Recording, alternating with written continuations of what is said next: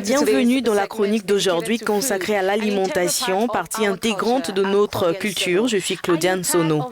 Êtes-vous fatigué de la viande ou avez-vous peur des conséquences de sa consommation sur la santé et vous demandez-vous quoi d'autre devriez-vous manger comme source de protéines? Vous voudrez peut-être considérer les insectes. Les scientifiques ont vanté les aliments à base d'insectes comme étant des aliments durables, bon marché et riches en protéines, en fibres et en minéraux.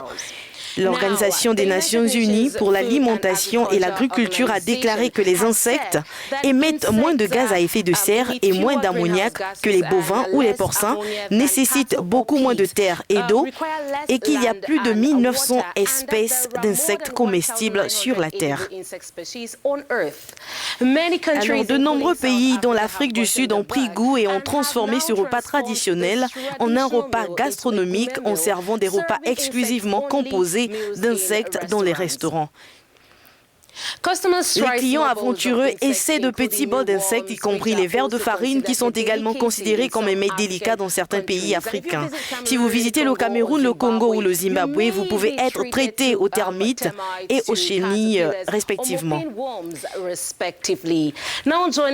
Alors, Lutgar Moussime, nutritionniste ougandaise basée à Kampala, nous rejoint pour en parler. Heureuse de vous avoir avec nous, Lutgar. Alors, tout d'abord, la consommation d'insectes est-elle sans danger? Nous ne pouvons pas dire que cet insecte est sans danger et celui-ci l'est. Il y a différents pays qui mangent différents insectes et qui ont prouvé que c'est sans danger. En Ouganda, nous mangeons des sauterelles, nous mangeons des fourmis blanches et des fourmis rouges. Il y a d'autres pays qui mangent des chenilles. Ce n'est pas une culture ici. Donc, selon le pays, chaque culture fait des insectes un mets délicat. Il permet de le consommer en toute sécurité. J'ai entendu parler de cultures qui mangent des cafards, donc je peux dire que la plupart des insectes sont comestibles. Ce n'est que récemment que l'Afrique du Sud a pris l'initiative continentale de créer un restaurant qui ne sert que des insectes. Manger des insectes est-il une nouveauté ou une pratique ancienne? Alors, je dirais que c'est une culture qui est maintenant reconnue. Comme je l'ai dit avant ma naissance, les gens mangeaient des insectes en Ouganda et pour nous en Ouganda, nous n'avons pas de restaurant réservé aux insectes, mais nous avons des saisons qui sont très prisées des insectes. Par exemple, novembre est très populaire pour les sauterelles parce que c'est la période où elles volent le plus. Ainsi, vous trouverez des sauterelles vendues partout et n'importe où. Ce n'est donc pas une culture qui se développe, mais une culture qui est de plus en plus reconnue. So it's not a culture that is developing, but it's a culture that is being recognized now more.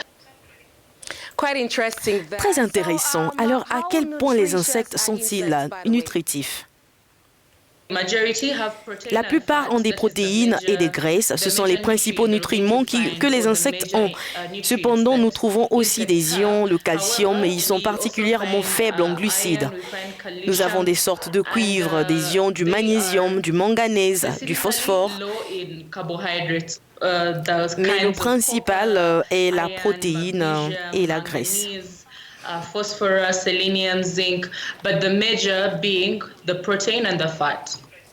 Avant de nous quitter, les insectes sont-ils une meilleure source de protéines que la viande et les œufs?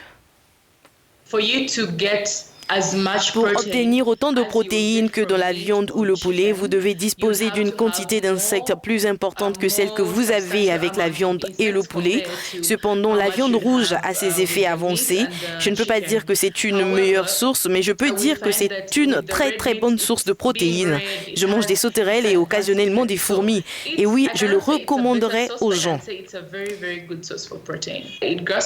Ça se trouve presque partout dans les pays qui sont aux prises avec des pénuries alimentaires et autres. Cela peut être une source de nourriture bon marché. Alors oui.